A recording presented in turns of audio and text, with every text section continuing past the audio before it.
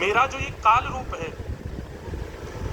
विभूति मैया ने कहा कि ये जो काल रूप है आपका, जिस प्रकार आपके प्रेम रूप के साथ में जय विजय पार्षद रहते हैं, आपके प्रेम स्वरूप नारायण के साथ लक्ष्मी रहती है, जिस प्रकार आपके उस भाव स्वरूप के साथ में शेषनाग रहते हैं, आदि आदि पार्षद नारद आदि सब गंधर्व देवता जन सब रहते हैं आपके उस रूप के साथ, आपके काल रूप के साथ कौन रहता है? भगवान कपिल कहते हैं मैया भयभीत भी होती जा रही हो, पूछती भी जा रही हो। बोले नहीं नहीं भगवान बताइए ना, आपके इस काल रूप के साथ कौन कौन रहता है? तब भगवान बड़ा विचित्र उत्तर देते हैं। क्या कहते हैं कि न चास्य कश्चित् दयितो न द्वेषी, न चास्य कश्चित् दयितो न देश्यो, देश्यो न च बान्धव, अविशत्य प्रमत्तोऽसौ प्रमत्त जन्मत कृत। भगवान कह रहे हैं मेरे इस काल रूप की कोई पत्नी नहीं, मेरे इस काल रूप के कोई बच्चे नहीं, मेरे इस काल रूप के कोई पार्षद नहीं, मेरे इस काल रूप का कोई मित्र नहीं, मेरे इस काल रूप का कोई द्वेषी नहीं, मेरे इस काल रूप का कोई प्रेमी नहीं। मैं अपने काल रूप में अकेला रहता हूं। क्यों? क्योंकि मेरे उस रूप से सब भयभीत रहते हैं, कोई मेरे समीप नहीं आता। वो मेरा एकांतिक रूप है मां, उसके साथ कोई नहीं रहता, वो अकेला ही रहता है, केवल विचरण करता रहता है। विभूति माता बोली विशेष रूप से आपका काल रूप किनको दंड देता है? मतलब ऐसे कौन कौन से दोष हैं जिन दोषों को देख करके आपका काल रूप दंड देता है? तो कपिल देव संवाद के इस अध्याय का जब पाठ किया तो यहाँ पर 6 बार एक ही नाम लिया, काल भगवान। बहुत ध्यान से सुनिएगा बंधु। भगवान कहते हैं मेरे काल स्वरूप को सबसे ज्यादा चिढ़ यदि किसी से है तो वो इस व्यक्ति से है। मतलब काल रूपी परमात्मा सबसे ज्यादा दंड किसको देते हैं? अब एक शब्द बार बार 6 बार आया इस 30वें अध्याय में कपिल देव संवाद में, और वो मैं एक बार वो शब्द पढ़ के सुनाऊं कहां कहां है। ग्रहेषु कूट धर्मेषु, कूट धर्मेषु मतलब हम दो हमारे दो, मैं और मेरा, इस भाव में जो रहता है इससे सबसे ज्यादा चिढ़ लगती है काल भगवान। एक बार आया, दूसरी बार फिर क्या आया? एवं कुटुंब भरणो, जो केवल अपने कुटुंब को भरने में लगा रहता है, मैं, मेरा, मेरे बच्चे, मेरा परिवार, मेरे बालक, मेरे मेरे मेरे मेरे मेरे उनको ही भरने में लगा रहता है। फिर आया कुटुंब भरणा कल्पो, जो केवल और केवल अपने घर को भरने में लगा रहता है। 3 हो गए। फिर उसके बाद फिर भगवान कहाँ कहते हैं, मैंने पूरा चिन्हित किया उसको, एवं कुटुंब विभ्राण, फिर से जो कुटुंब भरना चाहता है। भुंक्ते कुटुंब पोषस्य, हर 3-4 श्लोक के बाद भगवान कपिल कहते हैं मैया जो केवल और केवल कुटुंब भरने में लगा रहता है, केवल अपनी और अपनों की परवाह में रहता है, केवल उसी के लिए ही अपना संपूर्ण जीवन निकाल देता है। दंड पानी मेरे उस रूप का सबसे पहला आहार वही व्यक्ति है जिसने संसार में आकर के समाज के लिए और किसी की सहायता के लिए और परोपकार के लिए कुछ नहीं किया, केवल अपने और अपनों के लिए करके चला जाता है। दंड पानी भगवान सबसे पहले उसकी डिमांड लेते हैं। सबसे ज्यादा अप्रिय श्री दंड पानी भगवान को यदि कोई है तो ऐसा व्यक्ति जो केवल और केवल अपने बारे में विचार करता है और किसी के बारे में कोई भाव नहीं रखता है। येषां न विद्या न तपो न दानं, ज्ञानं न शीलं न गुणो न धर्मः, ते मर्त्यलोके कुविभारभूता मनुष्यरूपेण मृगश्चरन्ति। जो व्यक्ति संसार में ना तो उसने विद्या अच्छे से सीखी, चलो विद्या नहीं सीखी तो कम से कम उसने जप नियम तप किए होंगे जीवन में, नहीं वो भी नहीं किया। विद्या भी नहीं सीखी, तप भी नहीं किया, तो बोले कोई बात नहीं, विद्वान नहीं बन पाया, जब तप नियम नहीं किया, दान पुण्य तो किया होगा, ना न दानम न च दानम, दान भी नहीं किया उसने। बोले कोई बात नहीं, विद्या ग्रहण नहीं की, जब तप नहीं किया, दान नहीं किया, तो कम से कम सत्संग आदि में जाकर के ज्ञान तो अर्जित किया होगा। बोले ज्ञानम न, ज्ञान भी नहीं लिया उसने, कभी सत्संग आदि कथा भी श्रवण नहीं करी, कभी जीवन में विवेक को लाने का प्रयास नहीं किया। बोले अच्छा कोई बात नहीं, विद्या नहीं ली, दान पुण्य नहीं किया, तप नहीं किया, ज्ञान नहीं लिया, कम से कम उसका व्यवहार ऐसा होगा जो सबको अच्छा लगता होगा। बोले न च शीलम, शील भी नहीं है, उसका व्यवहार भी अच्छा नहीं है। न गुणो न धर्म, ना ही उसमें ऐसा कोई गुण है उस गुण को सीख करके कोई व्यक्ति उपलब्धि को प्राप्त कर ले, और ना ही वो धर्म का आचरण करता है। इस प्रकार जो व्यक्ति आकर के संसार में रहता है वो कैसा है? ते मर्तलों के भुवि भार रूप। हम लोग किसी मोटे व्यक्ति को देखते हैं तो पीछे से उसके बोलते हैं, अरे देखो पृथ्वी का भार चल रहा है, पृथ्वी पर भार चल रहा है। शास्त्र आज्ञा करते हैं, सदा याद रखिएगा, पृथ्वी को दो लोगों का भार लगता है। पृथ्वी को भारीपन कब लगता है अपने ऊपर? दो प्रकार के लोगों का।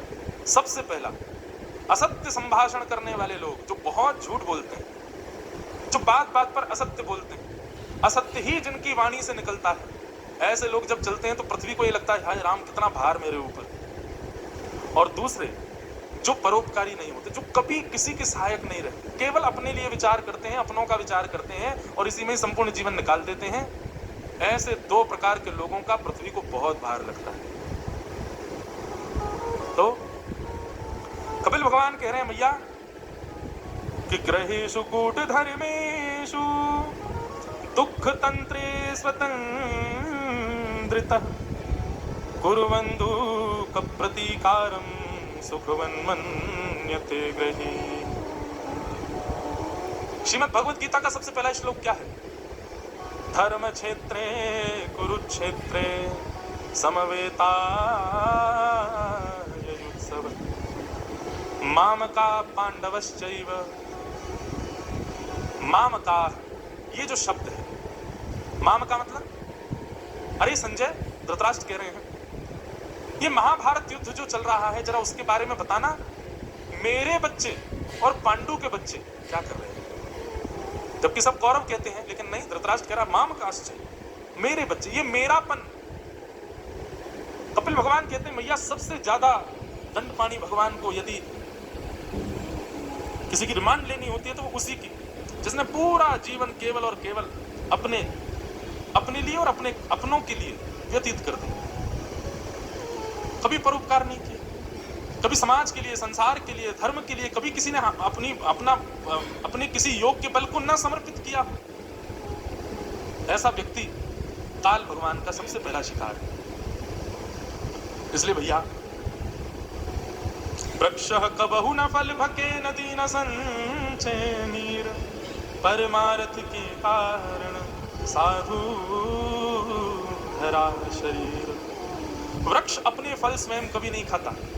हम जब कथा करके अपने कक्ष की ओर जाते हैं तो वहाँ आम का इतना सुंदर पेड़ लगा है, इतना सुंदर उसमें आम फलित हो रहे हैं, पर देखो तो उस आम को सजाया, सवारा, रस भरा किया, सब कुछ किया वृक्ष ने, पर वृक्ष स्वयं कभी अपने रस के आम को लेता नहीं, दूसरों को दे देता है। वृक्षः कबहु न फल भके। और इसी प्रकार श्री गोदावरी जी को देखो, नदी न संचय नीर, नदी अपने शुद्ध जल को कभी अपने पास रख लेती है, अरे तुमको नहीं दूंगी मैं, ये मेरा जल है, स्वच्छ जल है, मेरा है, मेरा अधिकार है ना, सबको देती है। नदी न संचय नीर। इस प्रकार के स्वभाव वाले जो लोग होते हैं, ऐसे लोगों को ही साधु कहा जाता है। साधु का मतलब बंधुओं, साधु का मतलब कोई संत नहीं होता, साधु का मतलब कोई फकीर नहीं होता, साधु का मतलब कोई महात्मा नहीं होता। ये साधुत्व स्वभाव को कहते हैं। जो परमार्थ स्वभाव में है उसको साधु कहते हैं। और परमार्थी स्वभाव वाला व्यक्ति यदि सामान्यतया संसार में निवास करता है तो वह भी साधु है। भगवान कपिल कहते हैं, जिसके चित्त में साधुत्व नहीं है, केवल और केवल उदर भरिणो जीवाः, अपने उदर भरने में और अपने बच्चों के उदर भरने में और अपनी पत्नी को प्रसन्न करने में ही पूरा जीवन निकाल देता है, औरों के लिए कुछ नहीं करता। जरूरी नहीं है धन से करो, बुद्धि से करो, जरूरी नहीं है बुद्धि धन से करो, अपने हाथ पैर है कर्म से करो, मन बुद्धि कर्म से नहीं कर सकते तो वचन से करो, कहीं से तो परोपकारी बनो। दंडपाणी भगवान से यदि बचना है तो परोपकार जीवन में लेकर के आओ, और यदि परोपकार जीवन में नहीं है तो फिर तैयार रहो, दंडपाणी भगवान अपना डंडा लेकर के खड़े मिलेंगे। अच्छा, अब यहाँ पर वर्णन किया कि मैं दंड देता कैसे हूँ। कईयों को सुनकर के भय लग सकता है, पर कईयों को आनंद भी आ सकता है। दंडपाणी भगवान कहते हैं, जो मेरे दंड का अधिकारी बनता है, सबसे पहले उसकी स्थिति सुनो, उसकी स्थिति क्या होती है। 7 लक्षण उसमें अपने आप प्रकट हो जाएंगे। कौन कौन से? अत्यंत कोप कटुकाच वाणी दरिद्रतां च स्वजनेषु वैरम नीच प्रसंग कुलहीन सेवा चिन्हानि दे नरकम गताना। भैया मेरा दंड जिसको आमंत्रण दे रहा होगा, ऐसे व्यक्ति के अंदर 6 लक्षण प्रकट होने लग जाएंगे, या 6 में से कोई एक लक्षण प्रकट हो जाएगा। और वो कौन कौन से लक्षण हैं? सबसे पहला, अत्यंत कोप, भयंकर भयानक गुस्सा, जिस क्रोध में आकर के महाराज ये भी नहीं देखते कहाँ क्या कर रहे हैं, बस तोड़ फोड़ मचा देते हैं, कुछ भी करते हैं। फिर ऐसा क्रोध यदि किसी को आ रहा है तो जो लोग यहाँ कथा में बैठे हैं वो लोग ऐसे व्यक्ति से कभी मिलने तो मन ही मन सोच लेना ये दंडपाणी भगवान का शिकार है, इसको दंडपाणी भगवान लेने वाले अपने हिरासत में। भयानक क्रोध। क्रोध बंधुओं कौन सा अच्छा है? तो क्रोध पूर्ण रूपेण तो जाएगा नहीं, पर क्रोध कैसा होना चाहिए? क्षणे तुष्टा क्षणे रुष्टा, रुष्टा टुष्टा क्षणे क्षणे। एक क्षण में नाराज, एक क्षण में प्रसन्न, फिर अगले क्षण में थोड़े नाराज, फिर प्रसन्न। मतलब एक क्षण में आप दिख रहे थे कि आप क्रोध में हैं, पर अगले क्षण में आपको देख के कोई कह नहीं सकता कि आप क्रोध में हैं। ऐसा क्रोध ठीक है, पर क्रोध सबसे ज्यादा खतरनाक कौन सा? जो कम ही ना होवे कभी, जो वर्धमान रहे, बढ़ता ही रहे। ऐसा भयानक क्रोध यदि किसी को आता है तो उसको या तो समझाइए, बोले भैया इस प्रकार भागवत जी में वर्णन करते भगवान कपिल कह रहे हैं, बोले बहुत क्रोधी व्यक्ति दंडपाणी भगवान उसको रिमांड पर लेते हैं। अत्यंत कोप। दूसरा, कटुकाच वाणी, जिसकी वाणी जो अपनी बात बात पर अपशब्द बोलता है। कई लोग होते हैं वो बोलते हैं तो बिना गाली के नहीं बोलते, गाली देके ही बोलते हैं। ऐसे लोग जो बिना किसी अपशब्द कहे बोलते हैं, निश्चित ही दंडपाणी भगवान उनको छोड़ेंगे। कटुकाच वाणी का दूसरा लक्षण क्या है? कटुकाच वाणी मतलब ऐसा बोलते हैं कि सामने वाले को कष्ट लगे। अच्छा देखिए, एक मेरी बात सुनिएगा, ये दंडपाणी भगवान जो जो यहाँ लक्षण बता रहे हैं, इन लक्षणों को आप कुछ कुछ स्थान है वहां मत घटाइएगा। जैसे कि गुरु और शिष्य के संबंध में इसको मत घटाना, माता और पुत्र के संबंध में इसको मत घटाना, पिता पुत्र के संबंध में इसको मत घटाना, भाई बहन के संबंध में इसको मत घटाइएगा। और भी हैं, पर बाकी के संसारिक संबंधों में आप इनको घटाइए, वहां घटा करके अनुभव कीजिए कि ये पाप का भागी है। तो सबसे पहला, अत्यंत कोप, भयंकर क्रोध। अम्मा को गुस्सा आ जाए बालक के ऊपर, भागे पीछे महाराज लेकर के जो है डंडा या बेलन। भयंकर गुस्सा है माँ को तो कुछ भी हाथ पड़ जाए लेके भागती है।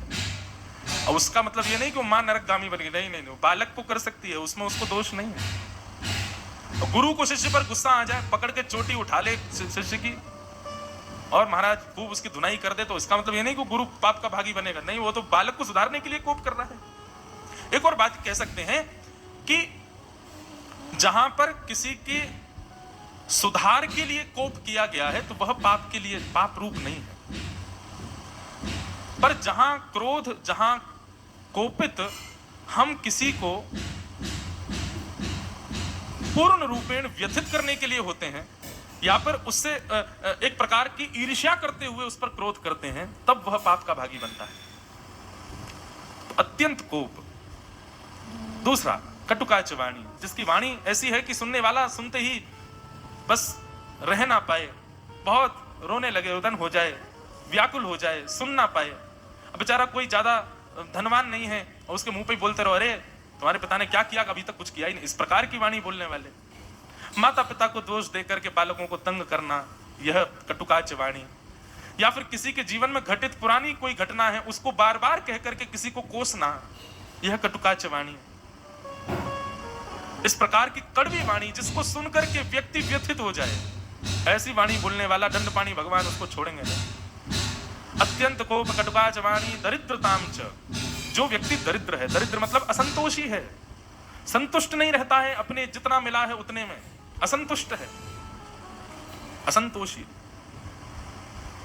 दरिद्रताम च स्वजनेषु वैरम, स्वजनेषु वैरम मतलब अपने ही भाई बंधुओं से जो बैर करता है, उन पर केस कर देता है, उनको कटघरे में खड़ा कर देता है आज की भाषा में, और येन केन प्रकारेण कैसे भी उनको अपना शत्रु मान लेता है, ऐसा व्यक्ति भी नरक जाएगा। और दंडपाणी भगवान, अच्छा एक बात बताएं, नरक में यमराज आदि ये सब भी जो है ये दंडपाणी भगवान की सेवक हैं, पर ये भी दंडपाणी भगवान से डरते हैं, क्योंकि यमराज को भी, जो सबको यम यातना देता है, उसको भी यातना देने का अधिकार दंडपाणी भगवान को। तो अत्यंत कोप कटुकाचवाणी दरिद्रताम च स्वजनेषु वैरम, नीच प्रसंग, जो नीच लोगों का संग करता है। तुम स्वयं तो नीच नहीं हो, पर जिनके संग रहते हो वो अत्यंत दूषित, कुछ भी खाने पीने वाले, गंदी विचारधारा रखने वाले, कुशित दूषित दृष्टि रखने वाले, ऐसे लोगों का यदि संग करते हो तो दंडपाणी भगवान उनको तो 100 डंडे मारेंगे, पर उनके साथ जो श्रेष्ठ व्यक्ति संग कर रहा था, वो भले ही खुद स्वयं गलत नहीं कर रहा था, लेकिन उनका संग कर रहा था, उस व्यक्ति को तो 200 डंडे मारेंगे दंडपाणी भगवान। क्यों? आप कहोगे मैंने कुछ गलत थोड़ी किया, मेरे दोस्त गलत करते थे। भगवान कहेंगे बोले अच्छा, तू था तो उन्हीं का दोस्त ना, तू चाहता तो सुधार सकता था, तेरे पास 2 ऑप्शन थे, या तो सुधार दे या त्याग कर दे, तेने दोनों ही नहीं किए, त्यागा भी नहीं और सुधारा भी नहीं, इसलिए तुझे ज्यादा दंड मिलेगा। और इसका प्रमाण है भीष्म पितामह। अगर आपकी सुधारा भी नहीं, इसलिए तुझे ज्यादा दंड मिलेगा, और इसका प्रमाण है भीष्म पितामह। भगवान कहते हैं पितामह, मुझे कौरवों से अपेक्षा नहीं थी, मुझे आपसे अपेक्षा थी। कौरवों ने सब गलत किया, मैं सब सहता रहा, पर द्रौपदी का चीरहरण ये मुझसे बर्दाश्त नहीं हुआ, और आपके बैठे हुए, इसलिए कौरवों को इतनी पीड़ा नहीं हुई मृत्यु में, आपको ज्यादा पीड़ा दे रहा हूं। मैं कहा करता हूं बंधुओं, फर्श पर सोया हुआ व्यक्ति कितना भी करवट ले ले, वो गिरेगा नहीं, क्योंकि पहले से ही गिरा पड़ा है। गिरता वो है जो बिस्तर पर सोया है, जो ऊंचे तखत पर सोया है, वो करवट लेगा तो गिरेगा। ठीक उसी प्रकार मानिए, कई लोग ऐसा उदाहरण देते हैं कि पापी लोग, दुष्ट लोग, दूषित लोग महाराज कितना भी बुरा करें फिर भी उनके साथ में कुछ ऐसा लगता नहीं, ऐसा लगता है तो परम प्रसन्न है, इनके साथ तो सब बढ़िया ही बढ़िया हो रहा है, उनको इतना कष्ट क्यों नहीं होता जीवन में? क्योंकि वो पहले से गिरे हुए, इसलिए उनको कष्ट की आवश्यकता नहीं, पहले से ही उनको इतना कष्ट मिलने वाला है बाद में। पर भक्त जो है वो बिस्तर पर सोया है, करवट लेगा, गलत करेगा तो गिरेगा भी और चोट भी ज्यादा लगेगी। इसलिए वैष्णव बनने से पहले सावधान रहिए, अधर्म कृत्य को करने से बचिए।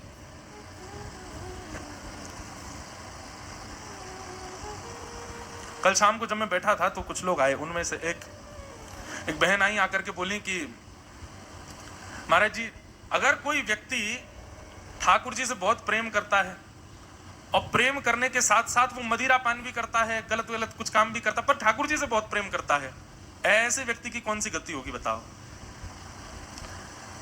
भैया इस संदर्भ में तो एक ही बात है, आपको जो अप्रिय लगता है, जैसे आपको प्रिय नहीं कि कोई आपसे झूठ बोले, आपको प्रिय नहीं कि आपके साथ कोई गलत व्यवहार करे, और ऐसे व्यवहार और स्वभाव से युक्त व्यक्ति आपके सामने आ जाए और कहे मैं तो आपसे प्रेम करता हूं, तो आप स्वयं अस्वीकार कर दोगे उसको, बोले केवल प्रेम करते हो, पर मुझे जो बहुत अप्रिय है वो सारे लक्षण तो तुम में हैं।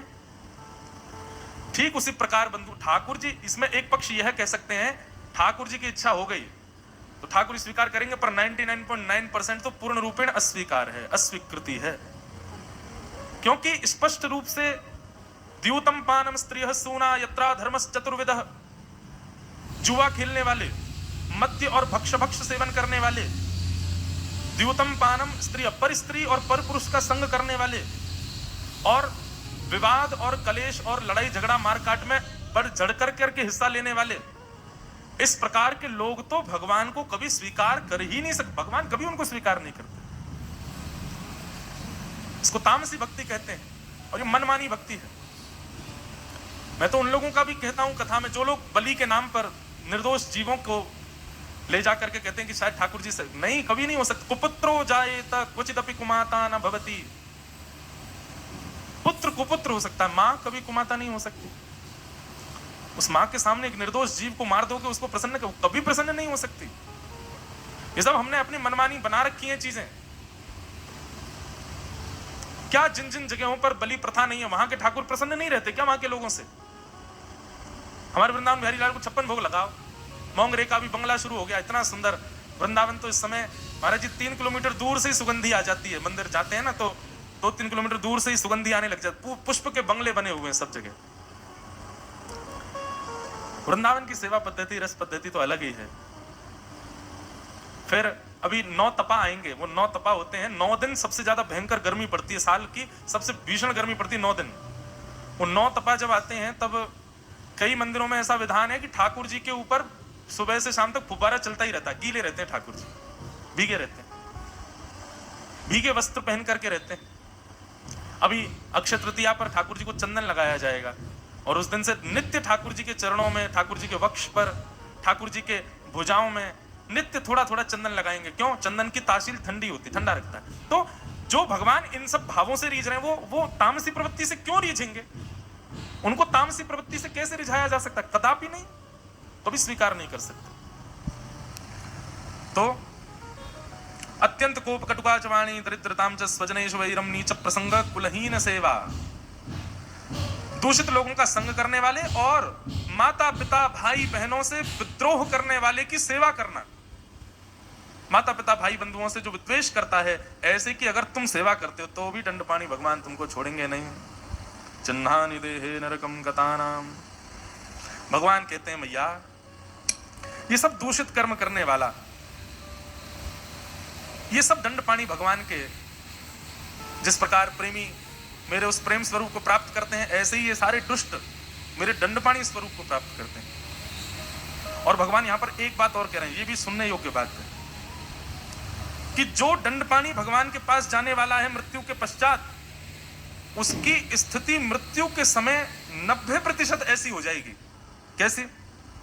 कि शयान परिशोचत भी परिवीत सब बंधु भी वाच्यमानो न ब्रूते कालपाश वशम गत। अचानक से कपिल भगवान की वाणी इतनी ज्यादा खतरनाक हो गई है। यहां पर भगवान कपिल कह रहे हैं 1 वर्ष 6 महीना 3 महीना 2 महीना 1 महीना 1 सप्ताह पहले उसकी स्थिति कैसी हो जाएगी? बोले बिस्तर पर पड़ जाएगा, ना हिल पाएगा, ना डुल पाएगा, मलमूत्र आदि का त्याग भी वहीं करेगा। शयान परिशोचत भी परिवीति स्वबंधु भी। अपने परिवारी जन जिनको जीवन भर भरता रहा, जिनके लिए जीवन भर जीता रहा, उनको भी पहचान नहीं पाएगा। उनसे बात करना चाहेगा लेकिन कंठे घुरघुरायते, कंठ में गुर गुर गुर आवाज होगी, बात नहीं कर पाएगा। और वाच्यमानो भी न ब्रूते, कुछ पूछेंगे तो बोलेगा नहीं। क्यों?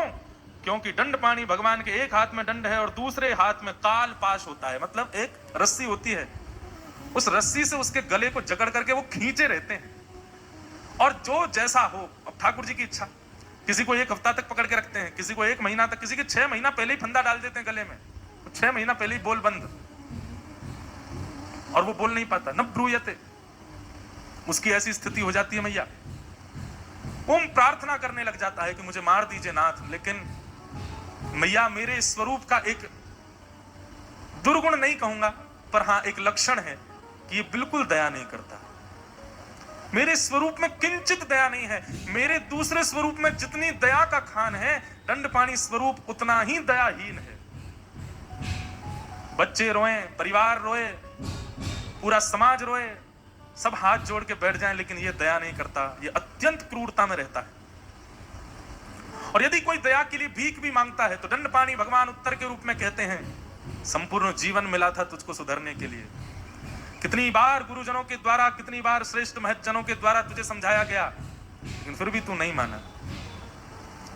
तुझे पता था कि तू गलत कर रहा है और तेरे अंदर से आवाज भी आती थी कि ये गलत है, इसको मत करो, लेकिन तू नहीं मानता। आज रोने से क्या होगा? अब तो तू मेरा शिकार है और तू चलेगा मेरे साथ में। और भगवान कहते हैं फिर समय आने पर मैं उसके शरीर से उसकी आत्मा को निकाल लेता हूं। अब यहां पर प्रश्न आया, बोले आत्मा तो मरती नहीं, आत्मा तो जलती नहीं, आत्मा को कोई कष्ट होता नहीं, आत्मा तो बिल्कुल स्वच्छंद है। हे दंडपाणी भगवान, आत्मा तो हर प्रकार से निर्विकार है। आत्मा को तो नयनम छिन्दन्ति शस्त्राणि नयनम दहति पावक, उसको आपका डंडा कैसे लगेगा? वो तो कभी शस्त्र उसको लगता ही नहीं है। तब भगवान कहते हैं, आहा मैया यातना देह आवृत्य बशिर्वत्था गले बलात्। भैया मैं उसको जिस प्रकार दुनिया में आने पर सांसारिक देह मिलता है, ऐसे ही व्यक्ति जब नरक जाने के लिए तैयार होता है और दंडपाणी भगवान जिसको लेकर के जाते हैं, उसको इस सांसारिक देह से निकालते ही यातना देह में डाल देते हैं। एक नवीन देह है मैया। इस देह की क्वालिटी क्या है? बोले इस देह की क्वालिटी यह है, पहाड़ के ऊपर से फेंक दो तो गिरेगा, चोट उतनी ही लगेगी जितनी लगनी चाहिए, रक्त उतना ही निकलेगा जितना निकलना चाहिए, फटेगा उतना ही जितना वो गिरने की जैसी स्थिति होगी उसकी, पीड़ा पूरी पूरी देगा, पर ये मरेगा नहीं। जिस प्रकार सांसारिक देह पीड़ा अधिक होने पर मृत्यु को प्राप्त हो जाता है, असहनीय पीड़ा होने पर मर जाता है, यातना देह की एक क्वालिटी है मैया, ये मरता नहीं है। ऐसा यातना देह दंडपाणी भगवान उसको प्रदान करते हैं। और यातना देह देकर के मैं उसके गले में रस्सी बांध देता हूं और फिर क्या करते हैं? दंडम राज भटा यथा, उसको जहां दंड देना है मुझे वहां लेकर के जाता हूं। उसकी दूरी कितनी है? बहुत ध्यान से सुनिए। भगवान कह रहे हैं जहां दंडपाणी भगवान दंड देते हैं उसकी दूरी पृथ्वी से कितनी है कि योजनानां सहस्राणि नवतिं नवचात्मनः त्रिविर्मुह्यन्ति तुभ्यं वा नीतः प्राप्तोति यातनाः। भगवान कह रहे हैं 99,000 योजन की दूरी पर है वो स्थान जहां पर दंडपाणी भगवान दंड देते। 99,000 योजन का यदि आप किलोमीटरों में निकालेंगे तो 11,88,000 किलोमीटर, इतना दूर है दंडपाणी भगवान का वह स्थान जहां पर वो दंड देते हैं। वो नरक के पास ही है। ये दंडपाणी भगवान जो है ये यम को भी कहते हैं, पर ये यम का भी विशिष्ट स्वरूप है। यम भी इनसे डरता है। नरक के राजा असली तो यही है, एक प्रकार से नरक ही है इतना दूर। और भगवान कह रहे हैं ये 11,88,000 किलोमीटर मैं ऐसे नहीं ले जाता कि चल अब चाय पी ले, चल अब तू मिसल पाव खा ले, अब थक गया होगा चल फ्रूटी पी ले। 11,99,000 किलोमीटर भगवान कपिल कहते हैं मैया दंडपाणी भगवान उसके गले में एक रस्सी बांध करके और स्वयं इतनी द्रुत गति से चलते हैं कि कुछ ही सेकंडों में 11,99,000 किलोमीटर 99,000 योजन दूरी तय कर लेते। बोले मैया उस यातना देह में पड़े हुए व्यक्ति की हालत यह होती है कि उसके नेत्र पीछे पहुंच जाते हैं, उसकी नासिका अंतर ध्यान हो जाती है, उसके शरीर की जितनी चमड़ी है सब छिल जाती है, उसके रूप स्वरूप का पता नहीं होता है, ऐसा भयावह स्वरूप होता है। सामने बैठी देवूती माता के हाथ पांव कांप रहे हैं और भगवान कपिल प्रवचन कर रहे हैं। अब सुनो, मास कथा सुनोगे तो भैया ये सब विषय तो सुनने पड़ेंगे। और ये विषय इसलिए सुनाया जा रहा है कि ठाकुर जी से सदा ये प्रार्थना करो कि हे नाथ, ये हमको इतने कोमल, इतने प्यारे, इतने दुलारे दिखते हो, कभी अपना दंडपाणी रूप मत दिखाना हमको, कभी अपना वह रूप मत दिखा देना नाथ, बहुत खतरनाक है। अभी खत्म नहीं हुआ, अभी चल रहा, अभी तो पूरा लंबा चलेगा, अभी प्रसंग है बहुत। इसलिए भैया दंडपाणी भगवान से बचना है तो एक बात याद रखो, नहीं राम गुण गायो नहीं, भजन नहीं गाएंगे, हम एक पद सुनाते हैं, हम एक पद सुनाते हैं। कबीरदास जी का एक पद है। श्री कबीरदास जी क्या कहते हैं? दंडपाणी भगवान की जो दूत है, एक दूत है दंडपाणी भगवान का, जो उनको आपके बारे में सब कुछ बताता है कि आपने कब कब कहां कहां क्या क्या किया था। अच्छा, यह भी कपिल भगवान कहते हैं, बोले मैया जब दंडपाणी भगवान गले में रस्सी बांधते हैं ना तो वो व्यक्ति पूछता है कि मैंने क्या किया अपराध, तब भगवान उसको ऐसे ऐसे अपराध याद दिलाते हैं जिनको वो भूल भी चुका है, जो उसको याद तक नहीं है। तब भगवान उसको सब याद दिलाते हैं, तूने तब ऐसा किया था, तब ये किया था, तब ये किया। और फिर भगवान ये भी याद दिलाते हैं, तेरे इतने पाप जब हो गए थे उसके बाद तूने कुछ पुण्य किए थे और उन पुण्यों से तेरे पूर्व के वो पाप खत्म भी हो गए थे, पर उसके बाद तूने फिर इतना एक जघन्य पाप किया जिससे वो तेरे पुराने पाप फिर से जीवित हो गए।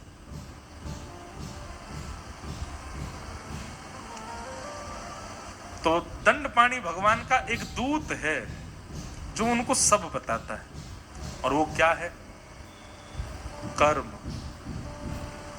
हमारे कर्म। दंडपाणी भगवान का दूत है। कबीरदास कहते हैं, कर्म गति तारे नाही टले, कर्म गति आप कहिए ऐसे लोगों से, कर्म गति तारे नाही टले। कर्म से मिलने वाली गति यानी कि दंडपाणी भगवान का आश्रय, उसको कितना भी टाल लो वो टलेगा नहीं। आपने कर्म जैसे किए हैं भोगना तो पड़ेगा। कर्म गति टाले नाही टले, कर्म गति टाले नाही टले। मुनि वशिष्ठ से पंडित ज्ञानी, मुनि वशिष्ठ से पंडित ज्ञानी, शोध के लग्न धरी, शोध के लग्न धरी। बोले वशिष्ठ मुनि ने बड़ी शोध करके, बड़े जांच विचार करके और लगन रखी थी किनकी? श्री राम जी की। और अच्छे से सब मिलान मेल कर लिया था कि सब ठीक है कि नहीं है, सब कुछ बिल्कुल बढ़िया से देख लिया था। लेकिन हुआ क्या? सीता हरण मरण दशानन, सीता हरण मरण दशानन, सीता हरण मरण दशानन, सीता हरण मरण दशानन। वन में विपत्ति परी, वन में विपत्ति परी, कर्म गति टाले नाही टरी, कर्म गति टाले नाही टरी, कर्म गति टाले नाही टरी,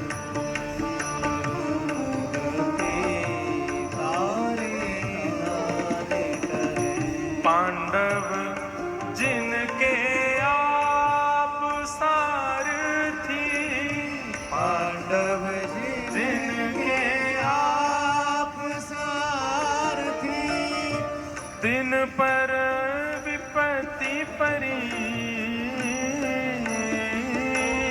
दिन पर विपत्ति परी।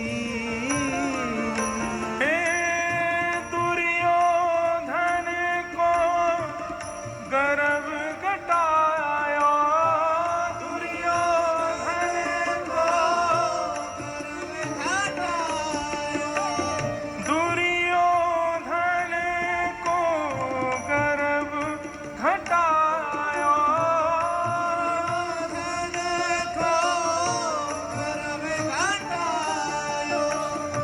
यदुकुल नाश करी,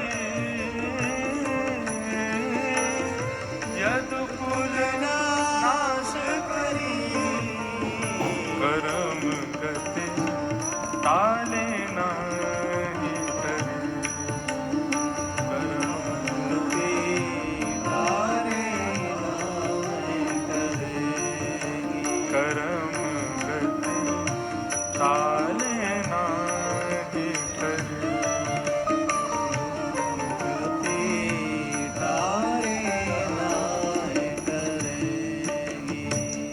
बोलो भक्तवत्सल भगवान की।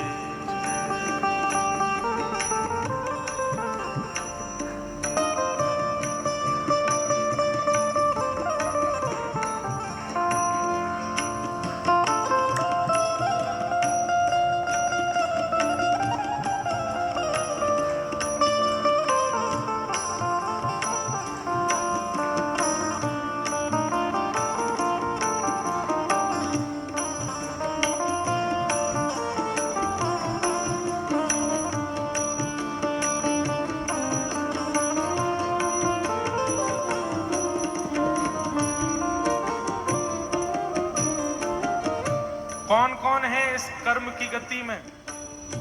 ये काल चक्र, ये दंडपाणी भगवान किस किस को ले लेते हैं अपने अपने दंड में? राहु केतु भानु चंद्रमा, राहु केतु भानु चंद्रमा। यह भी यदि कर्म में कुछ ऐसा करेंगे जो अनुचित है, दंडपाणी भगवान इनको भी नहीं छोड़ते। काल हे राहु केतु भानु चंद्रमा, राहु केतु भानु चंद्रमा। विधि संजोग परी, विधि संजोग परी। हे कहत कबीर सुनो भई साधो, कबीर सुनो भाई साधो। कहत कबीर सुनो भई साधो, कबीर सुनो भाई साधो। होनी नाही तरी, होनी नाहि डरी। कर्म गति ताले नाही तरी, कर्म गति ताले नाही तरी, कर्म गति ताले नाही तरी।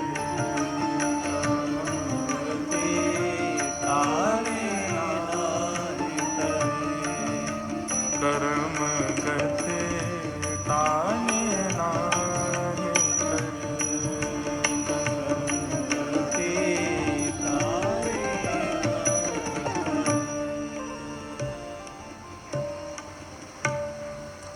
कर्म गति ताले नाही डरी। तो दंडपाणी भगवान का एक दूत है जो उनको सब बताता है, और वो क्या है? हमारे कर्म, ये सब बताते हैं। हम भले ही भूल जाते हैं करके, पर ये कर्म को सब याद रहता है, और ये जाकर के श्री दंडपाणी भगवान को सब लिखा देता है। बोलिए ये किया इसने? भगवान कहते हैं मैं फिर उसको पकड़ करके ले जाता हूं। योजना नाम सहस्त्राणी नवतीम नवचाध्वन, उसको ले जाता हूं, और ले जा करके फिर वहां मैं क्या करता हूं?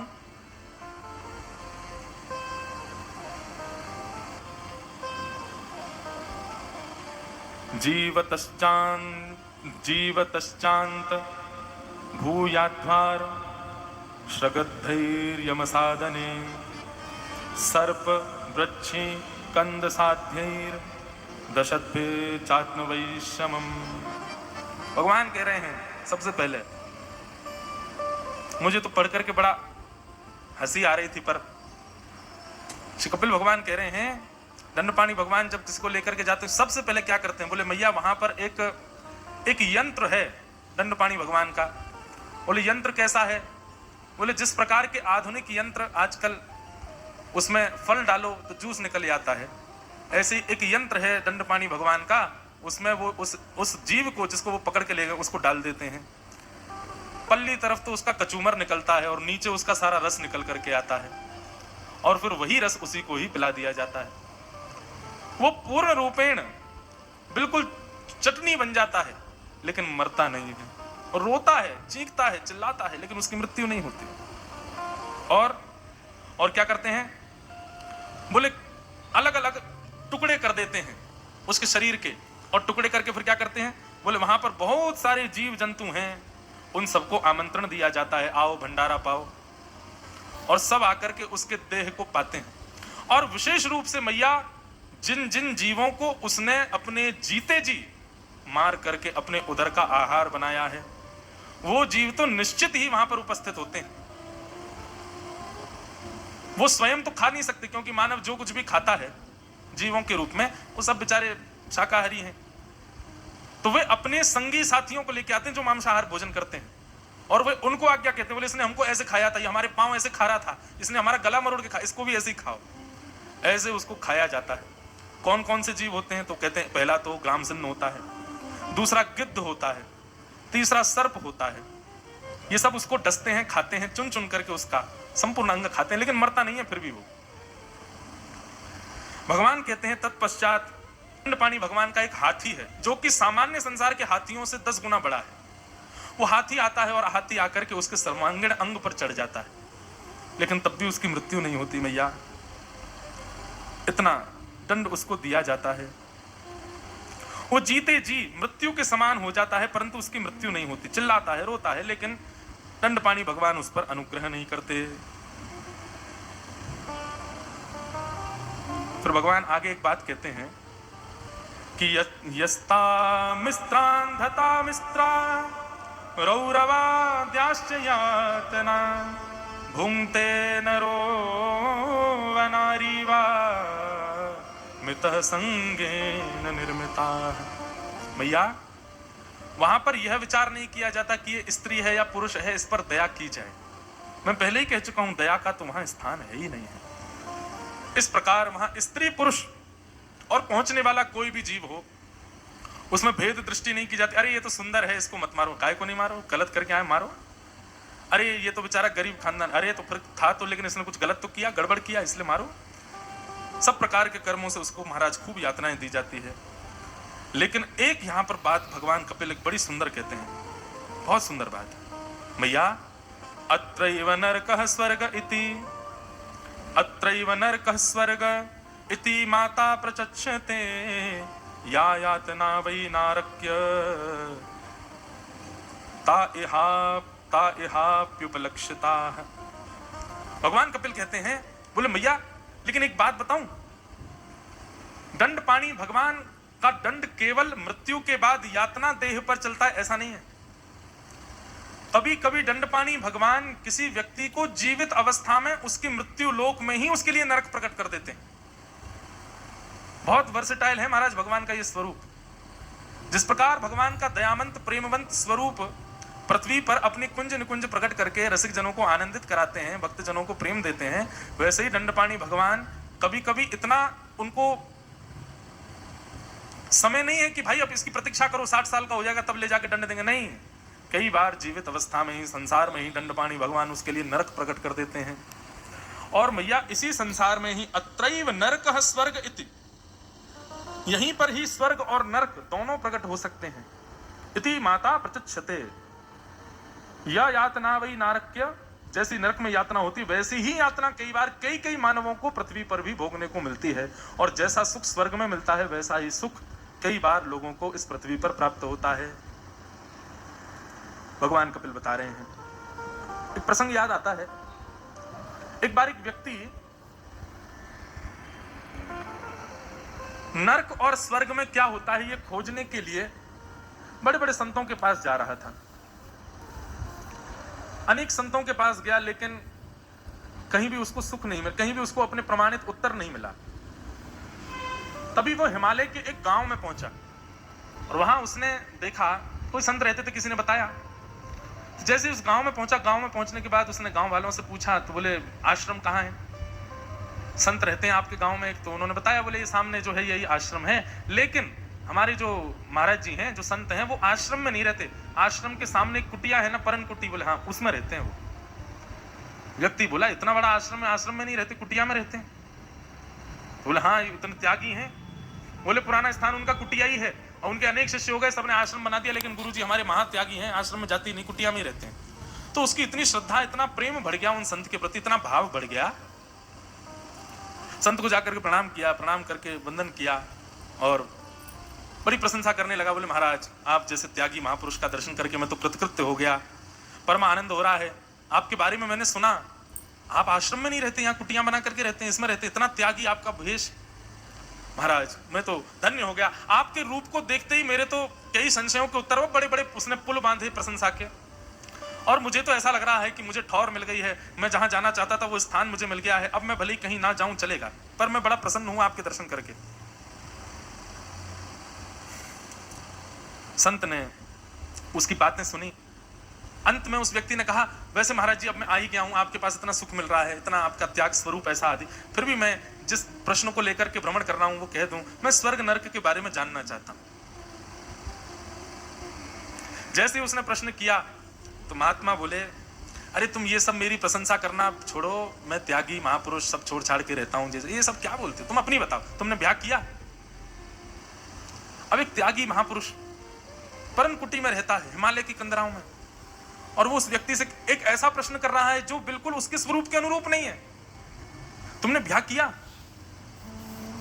तो बोले ब्याह तो अभी, अच्छा कोई मिली नहीं क्या तुमको? हाँ, अरे ससुराल में इतना क्या कहते हैं बड़ा प्रेम दिया जाता है, मैंने सुना है, और ससुराल के लोग जब दामाद जाता है उसका तिलक करते हैं, स्वागत करते हैं, आरती वंदन पूजन करते हैं।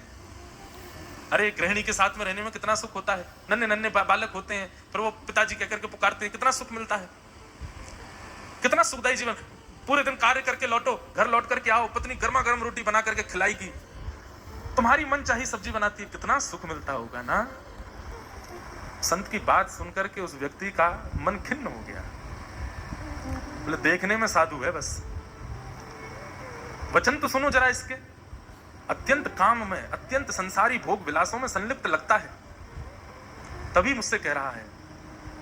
और महात्मा तो बड़ा बड़ा चढ़ा करके बोलते जाएं, बोले कि अरे मैंने एक दिन गांव में घूम रहा था, तब मैंने देखा एक बालक मेरे सामने छोटा सा था, बड़ा हो गया, उसकी इतनी सुंदर पत्नी आई है, अब अपना गृहस्थाश्रम में रह रहा है, कितना बढ़िया जीवन उसका। जब बोलते गए बार बार, तो वो व्यक्ति जो प्रश्न करने आया था वो खड़ा हो गया, और वो खड़े होकर के अब शब्द कहने लगा। बोले अरे तुम महात्मा बने घूमते हो, तुम्हारी प्रवृत्ति तो संसार में फंसी हुई है, पूर्ण रूपेण तुम्हारे चित्त में संसार है, और मुझे तो तुम्हारा दर्शन करने की भी इच्छा नहीं, मेरा तो मन होता है कि तुमको ऊपर पहाड़ से फेंक दूं, तुम्हारे जैसे महात्मा ऐसी संसारिक चर्चाएं करते हो।